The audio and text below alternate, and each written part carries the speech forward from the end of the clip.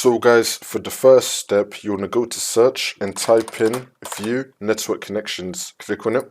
And now once you're on this, you want to find your network adapter. Double click on it. And then click on properties. And then click on Internet Protocol version 4. Make sure that you have obtain an IP address automatically selected. And now under it, you want to select obtain DNS server address automatically as well.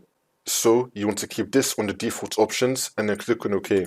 For the next step, if you're using a VPN or proxy, then you want to disable it. For the next step, you want to go to search and type in CMD. Now, you want to run it as administrator. And then click on yes. And now once you're on this, you want to type in ipconfig space /flush DNS. And then click on enter.